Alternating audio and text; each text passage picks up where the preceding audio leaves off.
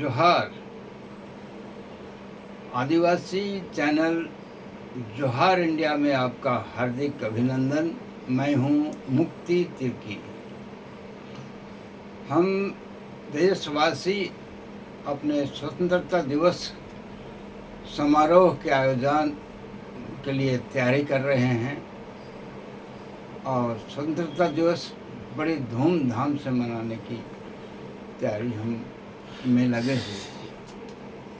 मगर सच पूछा जाए तो स्वतंत्रता जो हमारे देश को हासिल हुआ जब ब्रिटिश सरकार यहाँ से चली गई 1947 में, और यहाँ 1950 में नए संविधान का गठन हुआ। ब्रिटिश तो चले गए, लेकिन जो ब्रिटिश के द्वारा तय किया हुआ सिस्टम हमारे चाय बागान में तो अभी तक लागू है। हम कल चर्चा कर रहे थे असम और डुवर्स तथा तराई में चाय बागान श्रमिकों को मात्र 250 रुपया दैनिक मजदूरी तय की गई है, जो कि सर्वनिम्न है। देश के ही अन्य भागों में कहीं 500 रुपया, कहीं 350 रुपया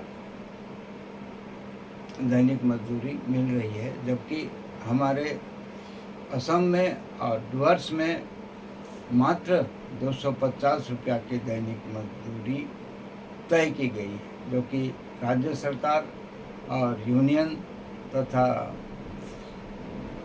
चाय बागान मालिकों या प्रबंधकों के द्वारा तय किया जाता है। सवाल ये पैदा होता है कि ये जो सिस्टम है ये ब्रिटिश समय से ही चला रहा है। ब्रिटिश समय में राजा जो थे ब्रिटेन के थे, और जो चाय कंपनियां जिन्होंने चाय बागान का निर्माण किया और चाय उत्पादन शुरू किया, वो चाय कंपनियां भी ब्रिटिश थी। सन 1860 के आसपास ब्रिटिश कंपनियों ने चाय बागान बनाने के लिए तैयारी किया और शुरुआत की। चाय बागान बनाने के लिए उनको सूटेबल जगह मिली क्लाइमेट के हिसाब से और मिट्टी के हिसाब से असम और डुवर्स तराई में।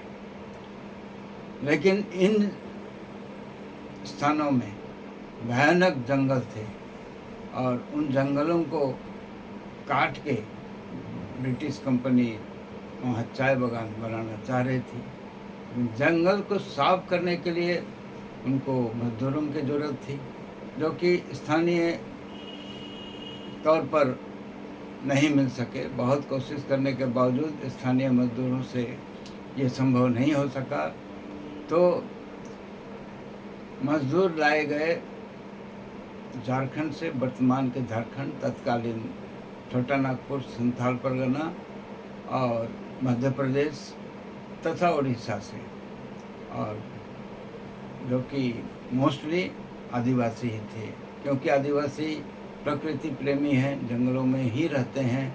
तो यहाँ के जंगल में आकर के वो लोग एक तरह से बस गए और यहाँ के भयानक जंगल में जंगल को काटते हुए, जंगली जानवरों से निपटते हुए, जंगली जानवरों में जो हाथी अभी भी पाए जाते हैं, हाथी, बाघ, तेंदुआ, सांप और सभी तरह के जंगली जीव जंतुओं से मुकाबला करते हुए उन्होंने जंगल को साफ किया और चाय बागान बनाया। और जो चाय बागान अभी भी वही आदिवासी चलाए जा रहे हैं। ये ज़मीन जो है सरकार ने लीज पर इन कंपनियों को दिया, बहुत ही सस्ते तौर पर, और इससे एग्रीकल्चर, कृषि की श्रेणी में रखा, उद्योग की श्रेणी में नहीं, कृषि की श्रेणी में रखा, ताकि बहुत सस्ते कीमत पर इनको ज़मीन लीज दिया जा सके। उस समय राजा ब्रिटिश थे और कंपनी ब्रिटिश थी, अतः बहुत आसानी से ब्रिटिश कंपनियों को वो ज़मीन उपलब्ध हो गई, सस्ते दर पर उपलब्ध हो गई। उसी समय से ये जो ज़मीन जो लीज में दी गई है चाय कंपनियों को, वही लीज का सिस्टम जो ब्रिटिश समय से चला आ रहा था अभी भी चला आ रहा है। ज़मीन और लीज का सिस्टम तो ये है कि उस समय राजा महाराजा, जैसे ब्रिटिश राजा थे, राजा महाराजा के समय में तो ये आम बात थी, उनके दरबार में कोई नर्तकी बढ़िया नृत्य पेश कर दी, राजा को पसंद आ गई, तो राजा साहब नर्तकी के नाम से 5 गांव लिख देते थे। वही हिसाब किताब हुआ, ब्रिटिश सरकार ने ब्रिटिश कंपनियों को बेशुमार ज़मीन आने पौने दाम में लीज में दे दिया और चाय बागान की स्थापना हो गई। लेकिन देश की आज़ादी के बाद ये सिस्टम में कुछ बदलाव होना चाहिए था, नहीं हुआ। एज इट इज़, जैसे ब्रिटिश समय में चला आ रहा था लीज का सिस्टम, वैसे ही चला आ रहा है। ब्रिटिश कंपनियों ने चाय कंपनियों को, भारतीय कंपनियों को बेच दिया। ब्रिटिश चले गए, लेकिन जो भारतीय कंपनियां हैं वे बड़ी शान से उसी ब्रिटिश पद्धति से काम किए जा रही हैं। एक तरह से देखा जाए तो ये ज़मींदारी है ब्रिटिश कंपनियों, चाय कंपनियों का। देश में ज़मींदारी प्रथा कब की ख़त्म हो चुकी है, लेकिन इनकी ज़मींदारी चल रही है। ज़मींदारी का नतीजा ये हुआ है कि जो मज़दूर